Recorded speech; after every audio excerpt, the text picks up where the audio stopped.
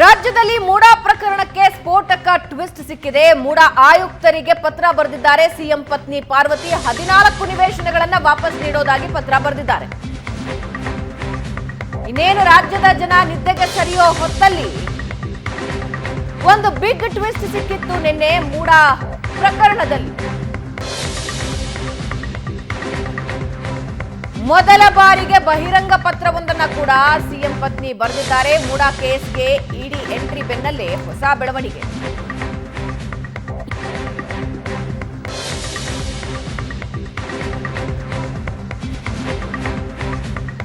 CM ಪತ್ನಿಯಿಂದ 14 ಸೈಟುಗಳು ವಾಪಸ್. ಪತಿ ಸಿದ್ದರಾಮಯ್ಯಗೆ ಕಳಂಕ ಬರಬಾರದು ಅಂತ ಸೈಟ್ ವಾಪಸ್ ಕೊಡ್ತಾ ಇದ್ದೀನಿ ಅಂತ ಒಂದು ಬಹಿರಂಗ ಪತ್ರ ಬರೆದಿದ್ದಾರೆ. ಇಡೀ ವ್ಯವಹಾರದ ತನಿಖೆಗೂ ಸಿಎಂ ಪತ್ನಿ ಪಾರ್ವತಿ ಆಗ್ರಹಿಸಿದ್ದಾರೆ.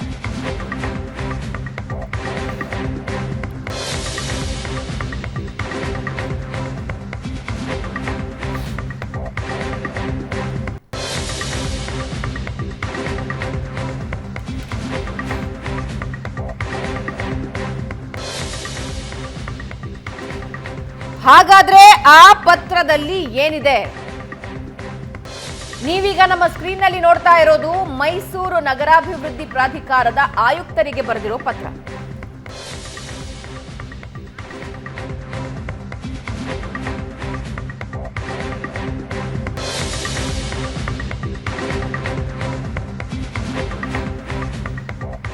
ಮೈಸೂರಿನ ಕೆಸರೆ ಗ್ರಾಮದ ಸರ್ವೆ ನಂಬರ್ 464ರಲ್ಲಿ 3 ಎಕರೆ 16 ಗುಂಟೆ ಜಮೀನನ್ನ ಪ್ರಾಧಿಕಾರವು ಭೂಸ್ವಾಧೀನವಿಲ್ಲದೆ ಉಪಯೋಗಿಸಿಕೊಂಡಿದ್ದಕ್ಕಾಗಿ ಪರಿಹಾರದ ಬದಲಾಗಿ ವಿಜಯನಗರದ 3 ಮತ್ತು 4ನೇ ಹಂತದಲ್ಲಿ ನನಗೆ ಮಂಜೂರು ಮಾಡಲಾದ 14 ನಿವೇಶನಗಳನ್ನ ಹಿಂದಿರುಗಿಸುವ ಕುರಿತು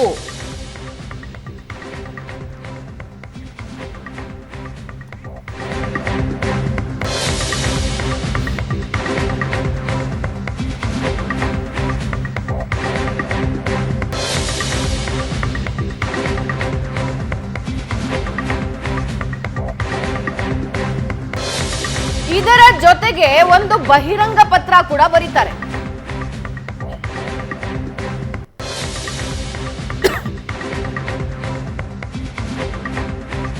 ಆ ಬಹಿರಂಗ ಪತ್ರದಲ್ಲಿ ನನ್ನ ಪತಿಯಾಗಿರುವ ರಾಜ್ಯದ ಮುಖ್ಯಮಂತ್ರಿ ಸಿದ್ದರಾಮಯ್ಯನವರು ತಮ್ಮ 40 ವರ್ಷದ ಸುದೀರ್ಘ ರಾಜಕಾರಣದಲ್ಲಿ ಯಾವುದೇ ಸಣ್ಣ ಕಳಂಕವೂ ಅಂಟಿಕೊಳ್ಳದಂತಹ ನೈತಿಕತೆಯನ್ನ ವ್ರತದಂತೆ ಪಾಲಿಸಿಕೊಂಡು ಬಂದರು.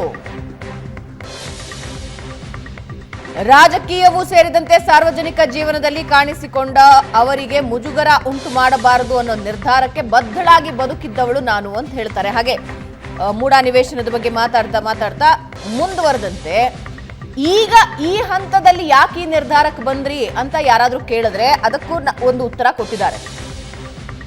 ಆರೋಪ ಕೇಳಿ ಬಂದ ದಿನವೇ ನಾನು ಈ ನಿರ್ಧಾರ ಮಾಡಿದ್ದೆ.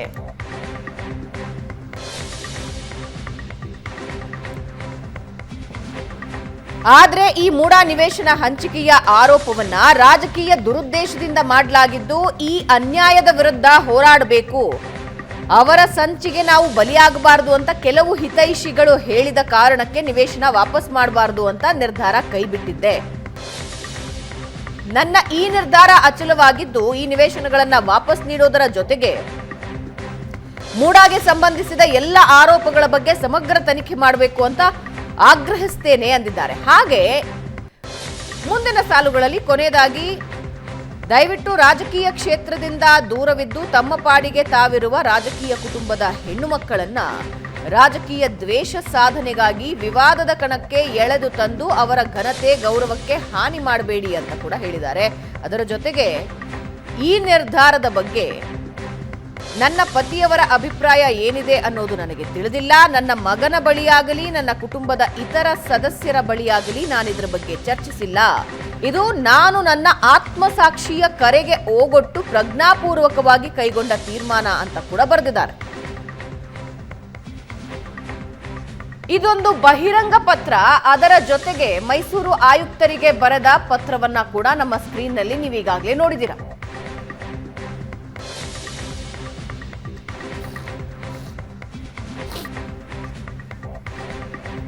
ಇದಾದ ಒಂದೂವರೆ ಗಂಟೆಗೆ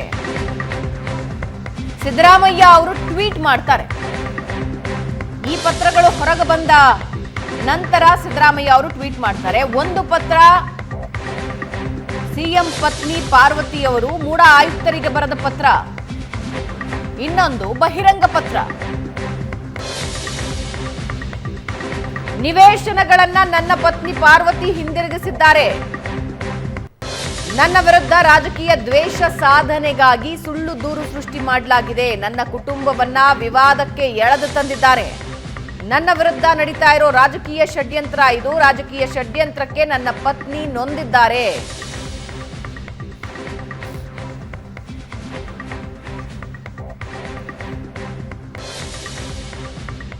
ಈ ಅನ್ಯಾಯಕ್ಕೆ ತಲೆಬಾಗದೆ ಹೋರಾಟ ಮಾಡಬೇಕು ಅನ್ನೋದು ನನ್ನ ನಿಲುವಾಗಿತ್ತು. ಆದರೆ ನನ್ನ ವಿರುದ್ಧ ನಡೀತಾ ಇರೋ ರಾಜಕೀಯ ಷಡ್ಯಂತ್ರದಿಂದ ನೊಂದಿರುವ ನನ್ನ ಪತ್ನಿ ಈ ನಿವೇಶನಗಳನ್ನ ಹಿಂದಿರುಗಿಸುವ ನಿರ್ಧಾರ ಕೈಗೊಂಡು ನನಗೂ ಆಶ್ಚರ್ಯ ಉಂಟು ಮಾಡಿದ್ದಾರೆ.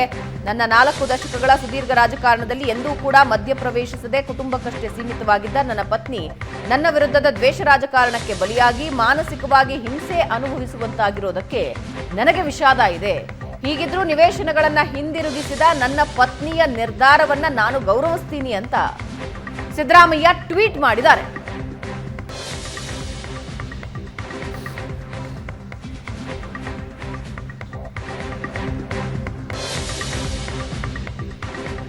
ಪ್ರಶಾಂತ್, ನಿನ್ನೆ ನಾವು ಕಂಟಿನ್ಯೂಸ್ ಲೈವ್ ಮಾಡಿದ್ವಿ. ಆದರೆ ನನಗೆ ಸ್ಟಿಲ್ ಅರ್ಥ ಆಗದೇ ಇರೋದು ವೈ ನೌ ಅಂತ. ಅಂದರೆ ಯಾಕೆ ಈಗ ಈ ನಿರ್ಧಾರ ತೆಗೆದುಕೊಂಡಿದ್ದಾರೆ ಅಂತ.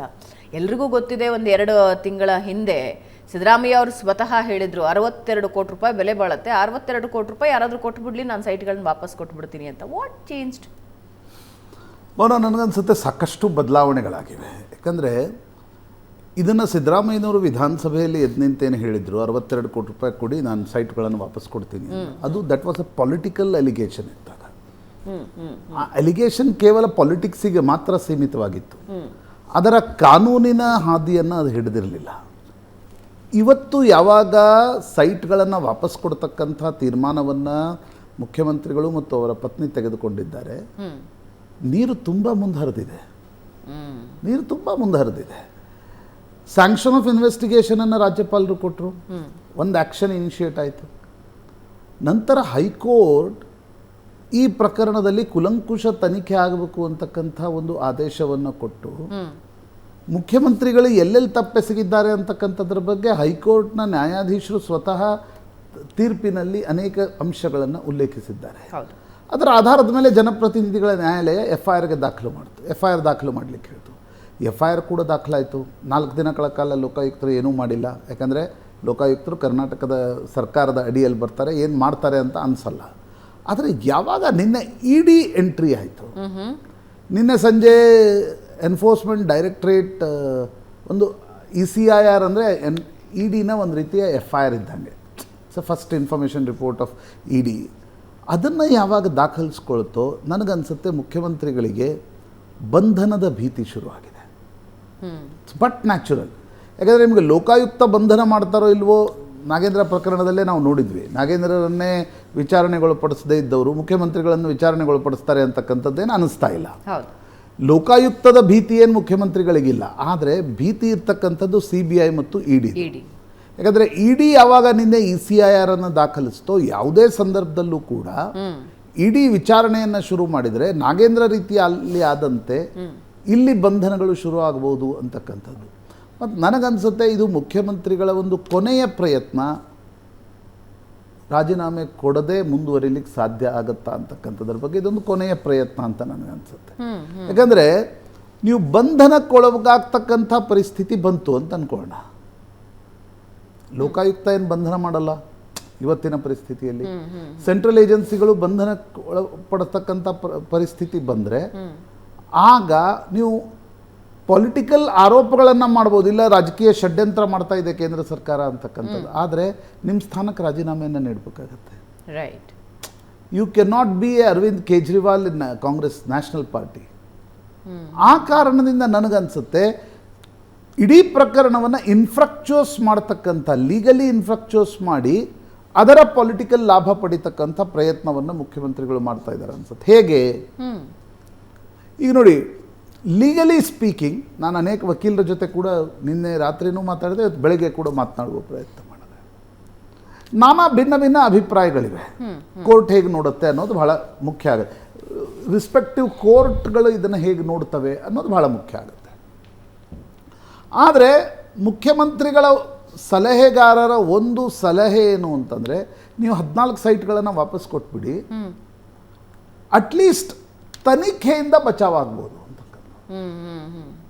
ಆದರೆ ಅನೇಕ ವಕೀಲರು ಕಾನೂನಿನ ಇಂಟರ್ಪ್ರಿಟೇಷನ್, ಕೆಲವು ಜಜ್ಮೆಂಟ್ಗಳನ್ನು ಕೂಡ ನಾವು ನೋಡಿದೆ. ವಿಕ್ಟಿಮ್ ಮತ್ತು ಅಕ್ಯೂಸ್ಡ್ ನಡುವೆ ನೀವು ರಾಜಿ ಸಂಧಾನ ಆದರೆ ಪ್ರಿವೆನ್ಷನ್ ಆಫ್ ಕರಪ್ಷನ್ ಆ್ಯಕ್ಟ್ ಅಡಿಯಲ್ಲಿ ಅದರದ್ದು ಇಂಪ್ಯಾಕ್ಟ್ ಏನೂ ಇರಲ್ಲ ಅಂತಕ್ಕಂಥದ್ದು ಸುಪ್ರೀಂ ಕೋರ್ಟ್ನ ಜಜ್ಮೆಂಟ್ ಇದೆ ವೆರಿ ರೀಸೆಂಟ್ಲಿ. ನಂದೊಂದು ಕ್ವೆಶನ್, ನಂಗೆ ನಿನ್ನೆಯಿಂದ ಪ್ಲೀಸ್.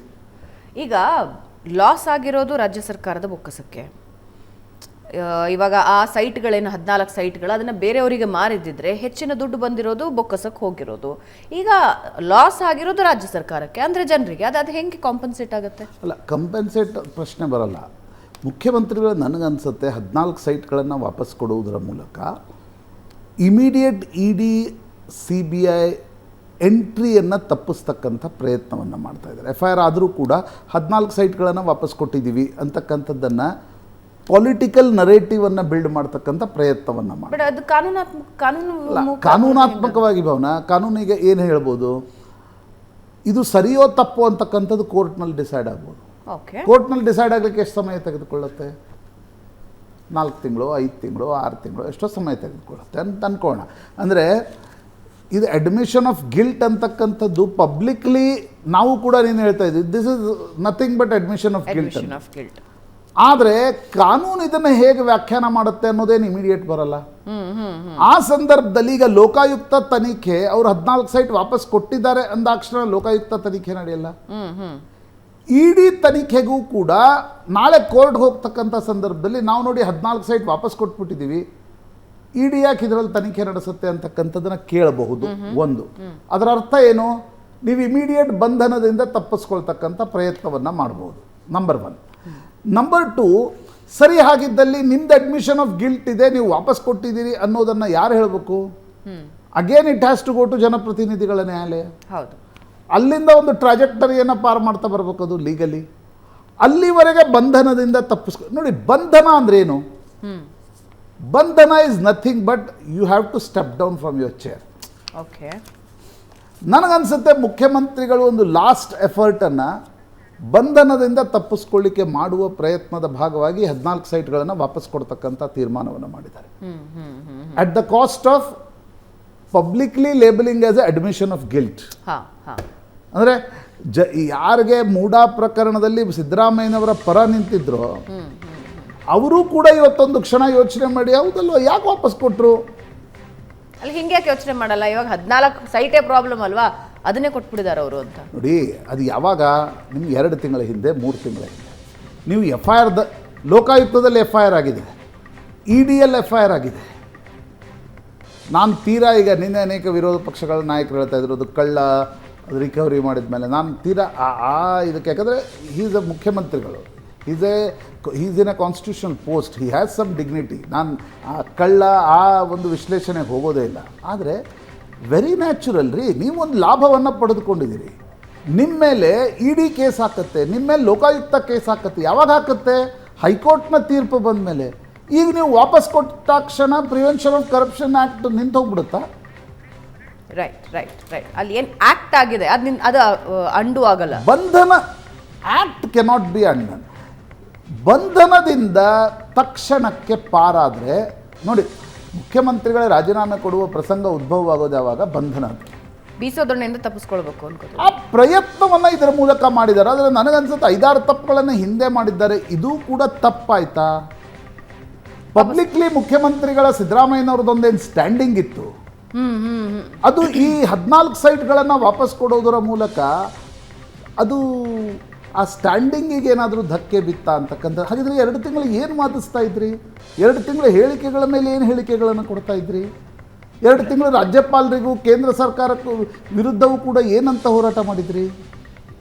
ಇವತ್ತು ಒಪ್ಕೊಳ್ತಾ ಇದ್ದೀರಿ ನಾನು 14 ಸೈಟ್ಗಳನ್ನು ವಾಪಸ್ ನೀವು ಎಮೋಷ್ನಲಿ ಪತ್ರ ಬರೆದಾಕ್ಷಣ Okay. ನಾನು ಅವ್ರ ಪತ್ನಿಯ ಪತ್ರದ ಒಕ್ಕಡೆ ಎಮೋಷ್ನಲ್ ಆಗಿದೆ. I don't comment on that because ಒಬ್ಬ ಮಹಿಳೆ ತನ್ನ ಭಾವನೆಗಳನ್ನು ವ್ಯಕ್ತಪಡಿಸಲಿಕ್ಕೆ ಸ್ವತಂತ್ರ ಇರ್ತಾರೆ. ಆದರೆ ನೀವು ಇಡೀ ಪ್ರಕರಣದ ಕಾಂಟೆಕ್ಸ್ಟಲ್ಲಿ ನೋಡಿದಾಗ ನೀವು 2 ತಿಂಗಳಿಂದ ಏನು ಹೇಳ್ತಾ ಇದ್ರೆ ಅದು ಬಿದ್ದೋಯ್ತಲ್ಲ. ರೈಟ್ ವಾಪಸ್ ಬರ್ತೀನಿ ಪ್ರಶಾಂತ್, ಒಂದು ಚಿಕ್ಕ ಬ್ರೇಕ್ ತಗೋಣ. ಹಾಗಾದ್ರೆ ಮುಂದೇನು, ವಾಟ್ ನೆಕ್ಸ್ಟ್? ನಮ್ಮ ಪ್ರತಿನಿಧಿಗಳು, ರಿಪೋರ್ಟರ್ಸ್ ಕೂಡ ನಮ್ಮ ಜೊತೆ ಇರ್ತಾರೆ, ಮಾತಾಡೋಣ ಚಿಕ್ಕ ಬ್ರೇಕ್ ಆದ್ಮೇಲೆ.